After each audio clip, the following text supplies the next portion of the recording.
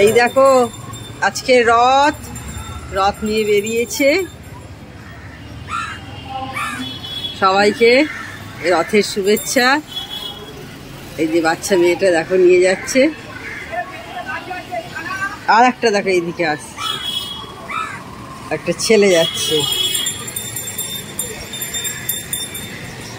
এই যা যা পড়ে গেছে, যা যা পড়ে গেছে, সব ফুলচুল পড়ে গেছে। ওই দেখো আর একটা, ওই দেখো আর একজন বেরিয়েছে। এই যে দেখো, এই যে কাগজের মতো মোড়াগুলো দেখতে পাচ্ছ গোল্ডেন কালারের, হ্যাঁ এই যে দেখো না গোল্ডেন কালারের মোড়া, ওই রকম মোড়া থাকে এখন। তুমি যেমন সে আগে মুখতে না কাগজ দিয়ে,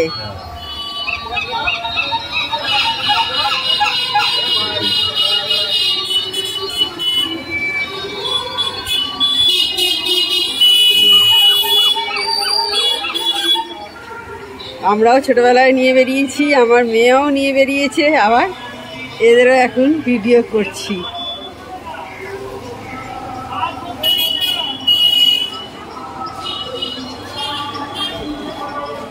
তোমরা কে কে নিয়ে বেরিয়েছো ছোটবেলায় কমেন্ট করে জানিও, বা কারুর ছেলে মেয়ে নিয়ে বেরিয়েছে কিনা।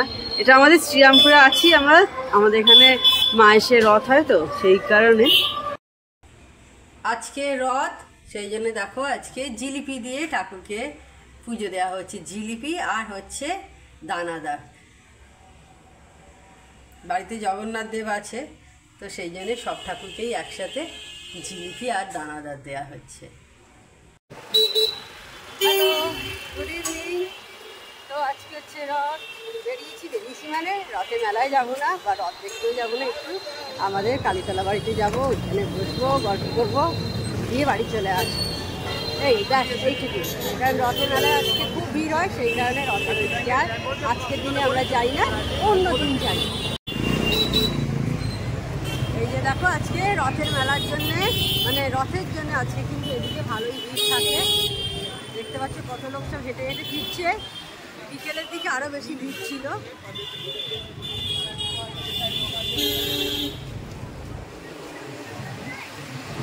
এখন প্রায় 8টার কাছাকাছি হলো, অনেকটা রাত্রি হয়ে গেছে। আমাদের এখানে মায়ের মেলা খুবই বিখ্যাত রথ, তো সেই কারণেই অনেক লোক এখানে আসে, 1 মাস ধরে মেলা এখানে চলে। যাবো একদিন অবশ্যই, আমি তোমাদের সাথেও শেয়ার করব। এই দেখো পার্পলের কাউন্টার বসছে,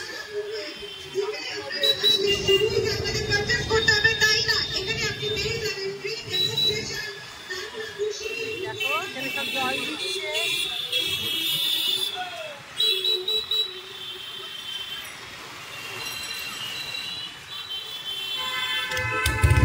এই এসে গেলাম আমাদের বাড়িতে।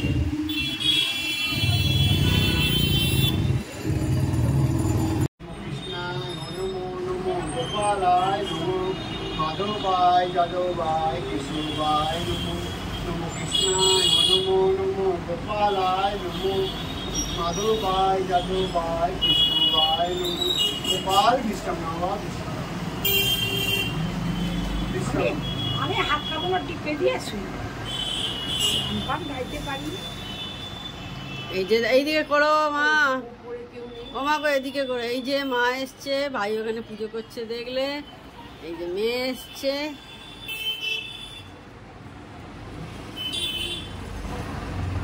বাবার ফটো এখানে, আর এই যে আমি এদিকে বসে আছি।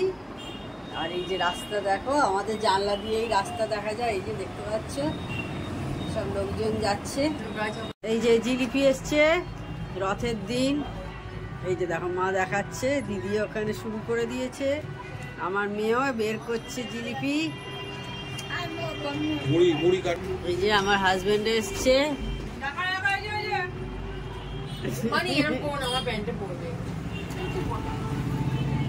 আর এই যে মুড়ি নিয়ে এসছে, মুড়ি দিয়ে খাবে আমার হাজবেন্ড জিলিপি।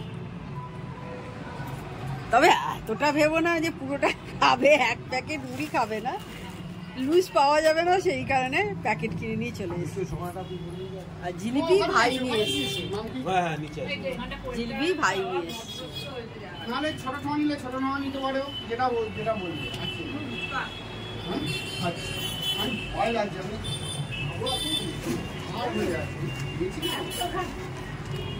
সময় মুড়ি থাকবে। এটা কি আটা ছিল? Hello, good afternoon. আশা করি তোমরা সবাই ভালো আছো, আমিও ভালো আছি। তো আজকে একটা ঝলঝকে দিয়ে শুরু হয়ে গেছে, আমি আমার ঝলঝকে ব্লগও শুরু করে দিলাম। আজকে সানডে, আমার তরফ থেকে তোমাদের সবাইকে হ্যাপি সানডে। তো এই ব্লগটা আমি করেছিলাম, শুরু হচ্ছে রথের দিন, মানে রথের দিন ছিল শুক্রবার, কালকে গেছে শনিবার, স্যাটারডে। আর কালকে কোনো আমি ব্লগ করিনি, আজকে সানডে। তো সানডেতে আমি ব্লগটাকে স্টার্ট করলাম। অনেক বেলা হয়ে গেছে, 12টা বেজে গেছে। ব্রেকফাস্ট করা অনেকক্ষণ আগেই হয়ে গেছে, তো অনেক কিছু কাজে মিটিয়ে ফেলেছি। এইবার এখন রান্না শুরু করছি। তো তার আগে ভাবলাম একটু তোমাদের ওয়েলকাম জানিয়ে দিই। তোমাদের সাথে কোনো কথা হয়নি সকাল থেকে, ভাবছি কথা বলবো, কিন্তু বিভিন্ন ব্যস্ততার কারণে আগে তোমাদের সাথে কথা বলা হয়নি। তো এখন থেকে আমি আমার ব্লগটা শুরু করলাম। তো দেখতে থাকো আমার ব্লগটা। এইদিকে দেখো ভাত বসিয়ে দিয়েছি, ভাতের মধ্যে একটা পেঁপে দিয়ে দিয়েছি, দেখতে পাচ্ছ পেঁপে ভাতে আছে। মাছটা বের করে রেখে দিই, এদিকে কুমড়ো কাটা শুরু করে দিয়েছি। তো তাই ভাবলাম তোমাদের ওয়েলকামটা জানিয়ে দিই। তো বন্ধুরা, রান্না করতে চলে এসেছি। আগে চিচিঙ্গেটা ভেজে নিচ্ছি, চিচিঙ্গে আলু তরকারি করবো। চিচিঙ্গেটা সবটা দিয়ে দিলাম, চিচিঙ্গেটা সবটা দিয়ে দিচ্ছি, অল্প একটু ভেজে নেবো। কালকে আর আমার কোনো ব্লগ করা হয়নি, রথের দিন অল্প একটু করে ব্লগ করেছিলাম।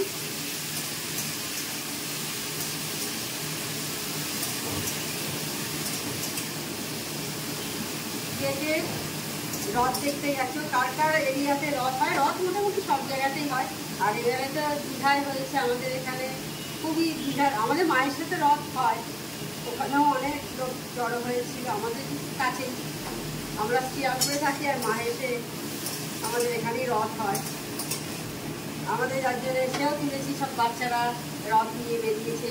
জানি না তোমাদের ওইখানেও সবাই এরকম বাচ্চারা বেরোয়েছি না, আমরাও বেরিয়েছি, আমার মেয়েও বেরিয়েছে, আবার আরও এখন ছোটো ছোটো যারা একদম গুড়ি বাচ্চা, তারাও বেরোচ্ছে।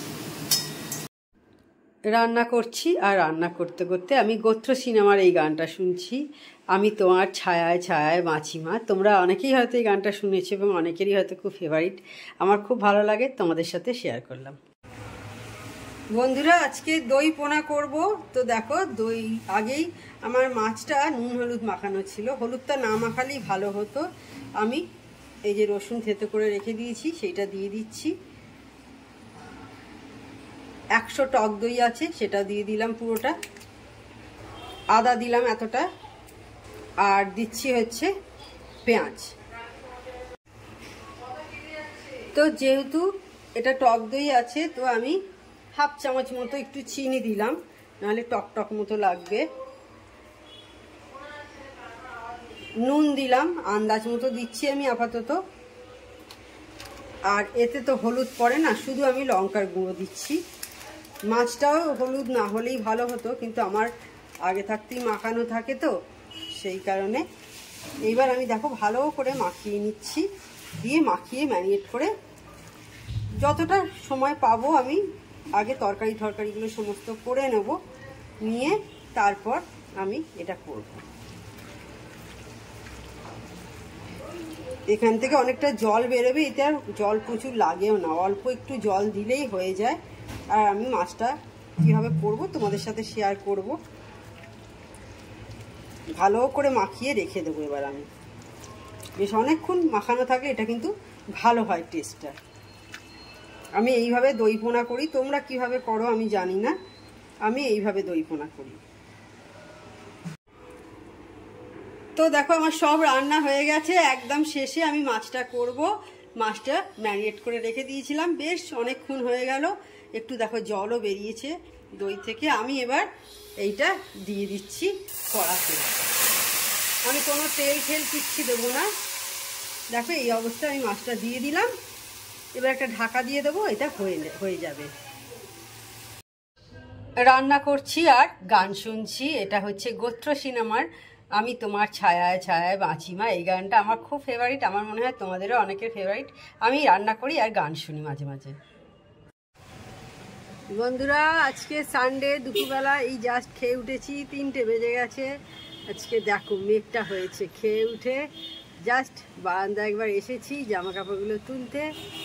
দেখো মেঘটা দেখো, দারুণ লাগছে মেঘটা, একদম কালো কুচকুচে মেঘ হয়ে গেছে চারিদিকে। দেখো আশা করি তোমাদেরও খাওয়া হয়ে গেছে।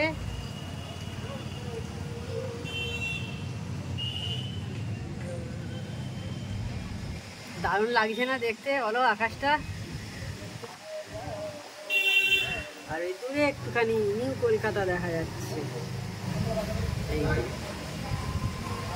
এই সামনের এই ফ্ল্যাটটা হওয়াতে এই যে এইটা নিউ কলকাতাটা আমাদের এখানে ঢাকা পড়ে গেছে। আগে নাহলে খুব ভালোভাবেই দেখা যেত, এখন একটু একটু দেখা যায়। তোমাদের বলছিলাম আর দেখো তারপরেই বৃষ্টি শুরু হয়ে গেছে, বেশ ভালোই বৃষ্টি হচ্ছে। সকাল থেকে কিন্তু কোনো বৃষ্টি হয়নি, অনেকক্ষণ সুযোগ দিয়েছে মানুষকে বাইরে কাজকর্ম করে নেওয়ার। এখন 3টে বেজে গেছে, 3:15-20 বোধহয় হয়ে গেল। Good evening. সেই দুপুরবেলা বানিয়েছিলাম আর এখন চা খাচ্ছি। এখন প্রায় 6:45 কাছাকাছি হলো, চা খাচ্ছি। এর আগে আর তোমাদের সাথে কোনো ভিডিও করা হয়নি, সেই বৃষ্টি হচ্ছিল তখন তোমাদের সাথে কথা বলেছিলাম, আবার এখন কথা বলছি। চাটা খেয়ে ঠান্ডা হয়ে যাচ্ছে। তো যাই হোক, এই এখন টিভি দেখছি, একটু টিভিতে কি হচ্ছে খবরে এধার ওধার ঘুরিয়ে ঘুরিয়ে সব দেখছি। তো ঠিক আছে, দেখতে থাকো আমার ব্লগটা। এখন 9:30 প্রায় বাজে, বারান্দায় দাঁড়িয়ে আছি। আজকে কোথাও বেরোয়নি, সানডে হলো, সারাদিন আজকে বাড়িতেই আছি, কোথাও বেরোয়নি। একটু এখন দাঁড়িয়ে দাঁড়িয়ে লোক দেখছি রাস্তায়, এইভাবেই কাটিয়ে দিচ্ছি সন্ধ্যেবেলা। টুকটাকি কিছু বাড়িতে কাজ ছিল, সেইগুলো সব মিটিয়ে নিলাম, নিয়ে এখন একটু বারান্দায় দাঁড়িয়ে আছি, লোক দেখছি। যা চলো একটু তোমাদের সাথে কথা বলি, অনেকটাই রাত্রি হয়ে গেছে। এই যে দেখো এখন সব লোকজন যাচ্ছে।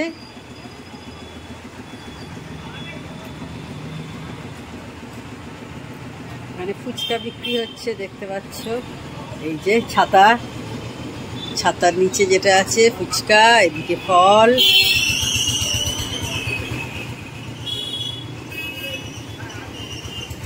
টোটো এখন সব যাচ্ছে।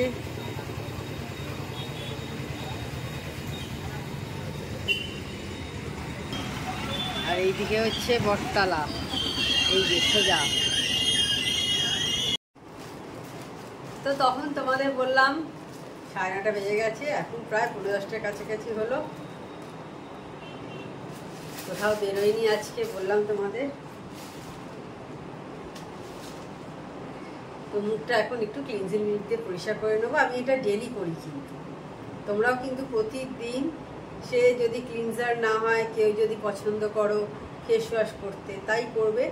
রাত্রিরে কিন্তু শোয়ার আগে একবার মুখটা ক্লিন করে নেবে, অবশ্যই কিন্তু এটা করা উচিত। সে তুমি ক্লিনজিং মিল্ক না হোক, যদি ফেস ওয়াশ ইচ্ছা হয় তাই ইউজ করো, কিন্তু কিছু একটা করো। মুখটা অন্তত শোয়ার আগে একবার ভালো করে ক্লিন করে নেবে, দেখবে এটা স্কিনের পক্ষে কিন্তু খুব ভালো। সারাদিনে সব নোংরা বেরিয়ে যায় কিন্তু। আমি অনেক দিন ধরে কিন্তু এইভাবে করি।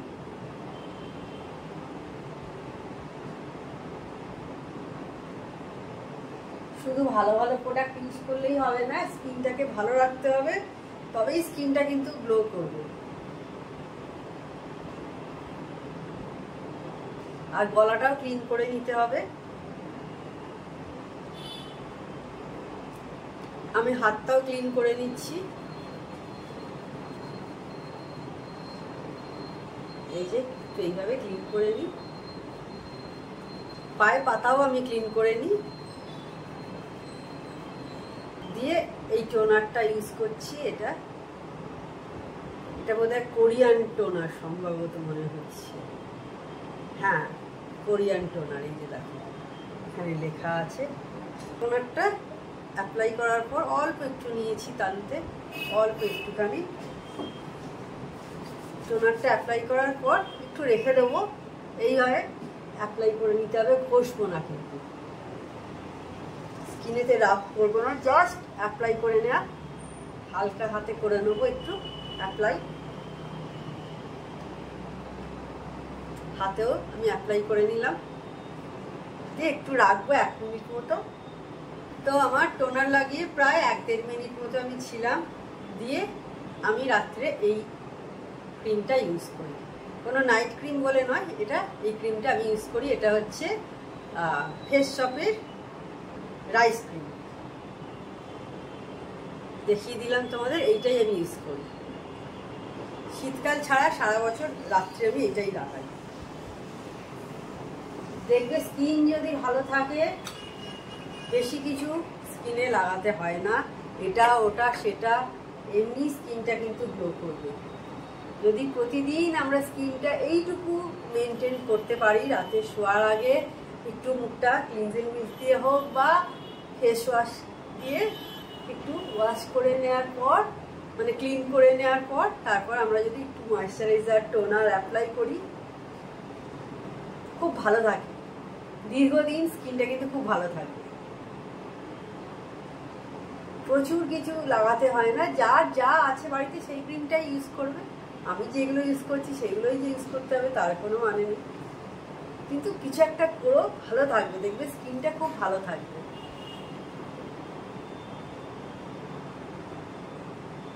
এইভাবে একটু অ্যাপ্লাই করে নেবে, ব্যাস দেখবে।